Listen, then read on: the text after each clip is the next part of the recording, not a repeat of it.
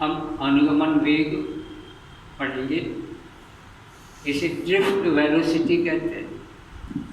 अनुगमन माने ड्रिफ्ट, वेग माने वेलोसिटी। ड्रिफ्ट जब धीरे धीरे कोई वस्तु चलती है, रेंग रेंग के चलती है, उसको अंग्रेजी में ड्रिफ्ट कहते हैं।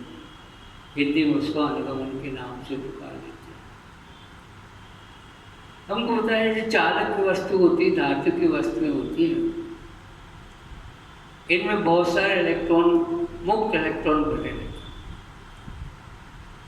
असल में प्रत्येक परमाणु के केंद्र में नाभिक होता है, जिसमें प्रोटॉन और न्यूट्रॉन होते हैं, और नाभिक के बाहर विभिन्न कक्षाओं में इलेक्ट्रॉन नाभिक की परिक्रमा करते रहते हैं।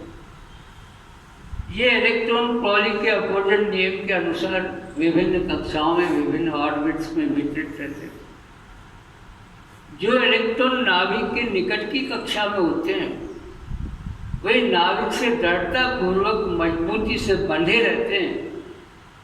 जैसे उदाहरण के लिए ये नाभिक के पास की कक्षा के इलेक्ट्रॉन है, ये ऋणावेश वाला इलेक्ट्रॉन नाभिक में उपस्थित प्रोटॉनों के धनावेशों से आकर्षण के कारण दृढ़ता से बना है। लेकिन जो इलेक्ट्रॉन नाभिक से दूर की कक्षा में होते हैं, वे इलेक्ट्रॉन नाभिक से उतने आकर्षण से बंधे नहीं रहते। अगर इन इलेक्ट्रॉन को थोड़ी भी ऊर्जा मिल जाए, चाहे ऊष्मा के रूप में मिल जाए, चाहे घर्षण के रूप में मिल जाए, ये बाहर की कक्षाओं के इलेक्ट्रॉन तुरंत कक्षा छोड़कर बाहर पहुंच जाते हैं। अब एक विशेष बात, ये जो इलेक्ट्रॉन एक बार कक्षा से बाहर हो चुका है, ये लौट के दोबारा कक्षा में कभी भी नहीं आ सकता। कारण इस इलेक्ट्रॉन पर एक ऋण आवेश है, और इसमें जो अंदर बचे हुए हैं विभिन्न कक्षाओं में, इन ऋण आवेशों की संख्या बहुत अधिक है। इसलिए कक्षाओं के ऋण इलेक्ट्रॉन, ऋण आवेश वाले इलेक्ट्रॉन इस एक इलेक्ट्रॉन को प्रतिकर्षित करेंगे, इसलिए लौट के कभी भी दोबारा कक्षा में स्थापित ये इलेक्ट्रॉन नहीं हो सकता। इस इलेक्ट्रॉन को मुक्त इलेक्ट्रॉन कहते हैं। इस इलेक्ट्रॉन को चालन इलेक्ट्रॉन के नाम से, कंडक्शन इलेक्ट्रॉन के नाम से भी पुकारते हैं। और किसी चालक में धारा के प्रवाह के लिए, धारा के बहने के लिए यही मुक्त इलेक्ट्रॉन जिम्मेदार होते हैं। ये तो हमने देखा, लेकिन ये इलेक्ट्रॉन भी, जो भी चालक है, उसमें इलेक्ट्रॉन बहुत सारी संख्या में इस प्रकार से भरे रहते हैं, जैसे किसी फ्लास्क में गैस भरी हो, गैस के अणु भरे हो, इस प्रकार से इलेक्ट्रॉन भरे। इलेक्ट्रॉन की संख्या एक घनमीटर आयतन में, चालक के एक घनमीटर आयतन में 10⁻29 इलेक्ट्रॉन होते हैं, इतनी अधिक संख्या होती है। ये इलेक्ट्रॉन चालक के अंदर, धातु के अंदर भरे रहते हैं, और ये गति भी करते रहते हैं, लगातार गति करते रहते हैं। गति करते माने इनमें गति ऊर्जा होती है, लेकिन गति अनियमित गति करते हैं। कोई इलेक्ट्रॉन ऊपर नीचे यहाँ गति करेगा या आड़े तिरछे में गति करेगा, इस प्रकार से लगातार गति करते रहते हैं। माने किसी एक दिशा में चल के लगातार ये आगे नहीं बढ़ते हैं, ये अपने स्थान पर विभिन्न दिशाओं में अनियमित गति करते रहते हैं। इसीलिए किसी परिच्छेद से इनके गुजरने की दर शून्य, जैसे यहाँ से मान लो एक परिच्छेद की कल्पना कर ले, इससे आर पार चलते चल जाए, ऐसा कभी नहीं होता।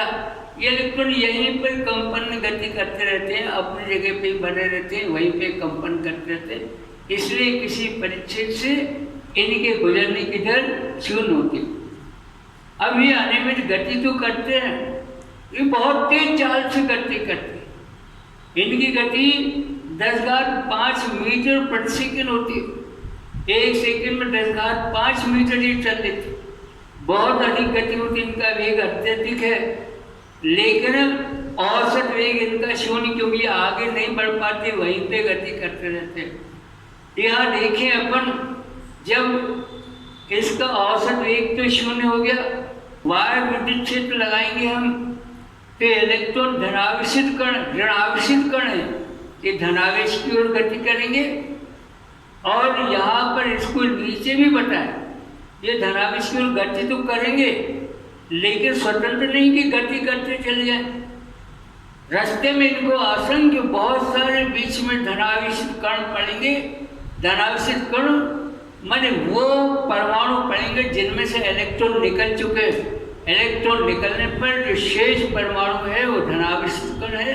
ये चलते हैं तो धनावेशित कणों से टकराते, इसलिए आसानी से नहीं चल पाते। तो यद्यपि ये चलेंगे, ऋणावेशित इलेक्ट्रॉन है, ये धनावेश की ओर, धन टर्मिनल की ओर चलेंगे, जहाँ धन विद्युत क्षेत्र उधर ही चलेंगे, लेकिन बहुत धीरे धीरे चल पाते हैं क्योंकि इन्हें रास्ते में और दूसरे धनावेशित कणों से लगातार इनकी टक्कर होती रहती है। एक टक्कर होती है, इनका वेग 0 हो जाता है, इनकी गति ऊर्जा 0 हो जाती है।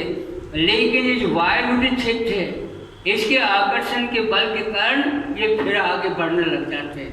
इस प्रकार से इलेक्ट्रॉन चलते तो हैं लेकिन बहुत धीमी गति से चल पाते हैं।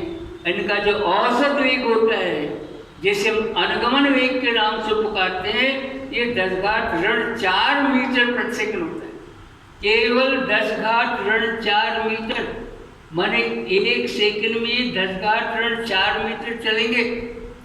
तो ये जो बहुत धीमे धीमे इस प्रकार से चल पाते हैं, ये जो औसत वेग है इनका, इस औसत वेग को हम अनुगमन वेग के नाम से पुकारते हैं, ड्रिफ्ट वेलोसिटी के नाम से पुकारते हैं। इसका मात्रक भी मीटर प्रति सेकंड ही होता है।